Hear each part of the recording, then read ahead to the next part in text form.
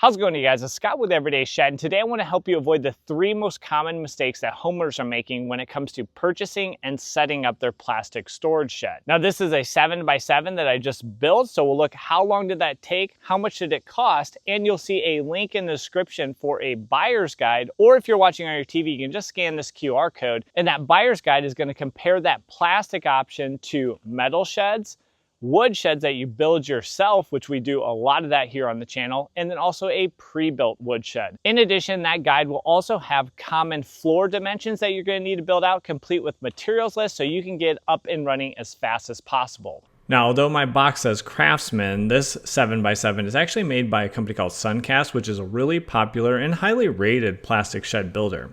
I recommend having a table so you can do some of the small sub-assemblies like this door here. You can lay down your gasket and put your plexiglass in for your windows. And then you're also going to have quite a bit in terms of putting some metal C-channels and structure on some of your roofing components. And then also there's one main metal truss that goes down the length of your walls that gives a lot of structure to the roof. Now, once that's together, you'll take your 2 pieces on your floor and you'll start sliding in your walls. Walls are held together with these little plastic screws that are about 3/4 of an inch long. You just have to do about 3 or 4 of those per section.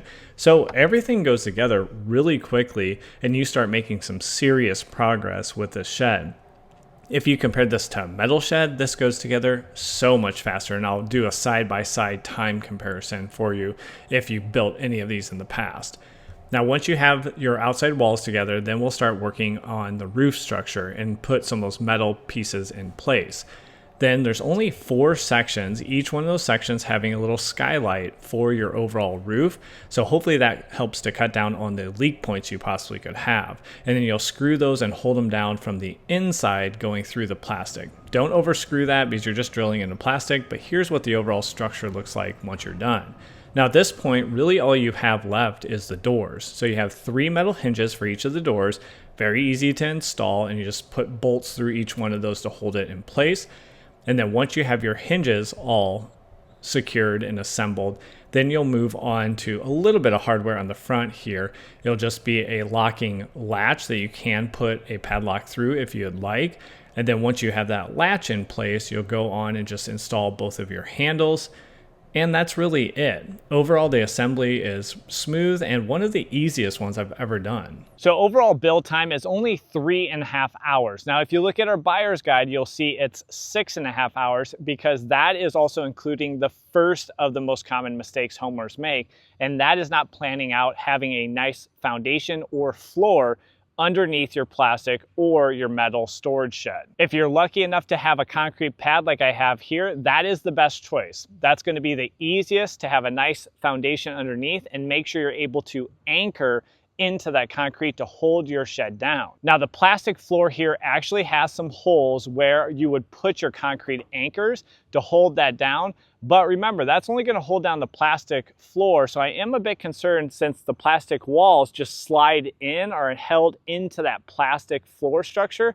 I don't love that attachment mechanism, so you might need to do some reinforcement or rethinking. Now, most homeowners are going to have to build their own floor, so I recommend doing a 2x4 design, and in the buyer's guide, we'll give you a 7x7 example and materials list, an 8x6, and an 8x8 to meet a few of the common different shed sizes. Just remember that you might need to do some leveling out, and you should put some concrete blocks underneath your floor to keep it off of the moisture and off of the dirt. Now, the second most common mistake, or maybe an improvement that we can make, is although I like this shed, when you push on that back wall, you do have quite a bit of play. So how do we make it overall a little bit more structurally solid without spending a fortune? Let's go ahead and run through an example on this shed right here and see how much we can firm up that back wall.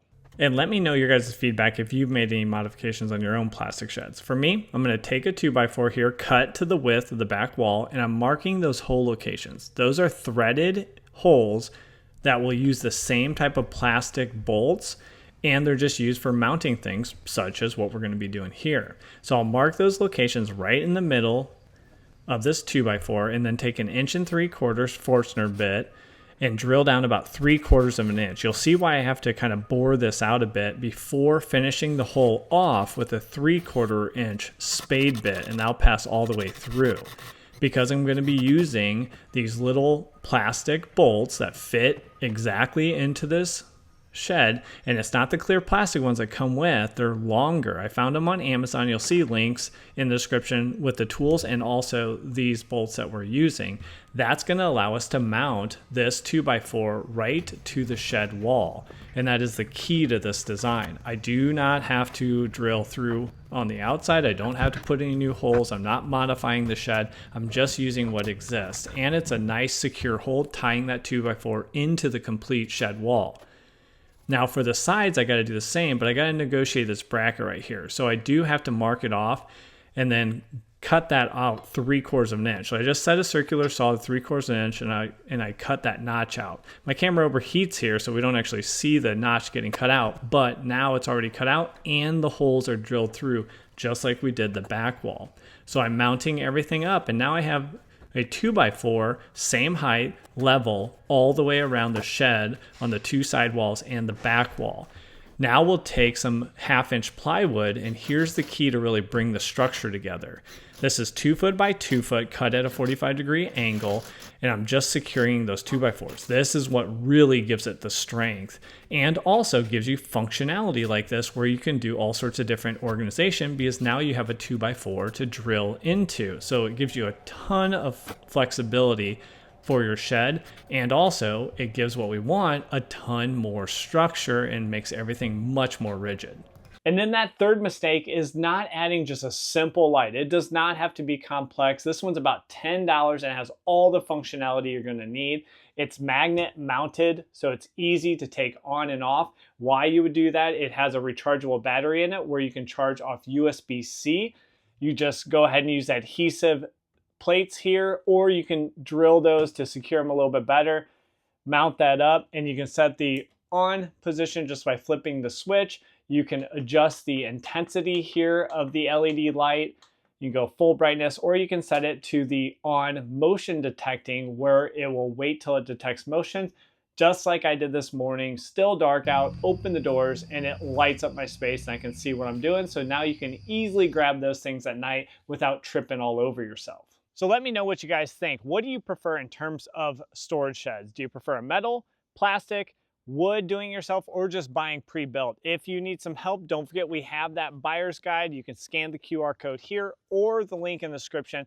Not only is that going to help you look side by side comparing the different factors you should be thinking about when selecting the right storage shed, but also it's going to help you with that floor design if you need some help making a floor underneath this plastic or metal. Do not make the mistake of not doing that. You will regret it in the long run. Now, if you want to see what it takes to put together an 8x8 wood storage shed, which is my #1 recommendation to you, check out this video right here. We'll walk you through the complete process, complete with how much does it cost, how long is it going to take, and give you some direction in terms of build plans if you need some help and direction on your own wood DIY build in the future. So thanks for joining me on this video, and we'll catch you on that next one. Take care.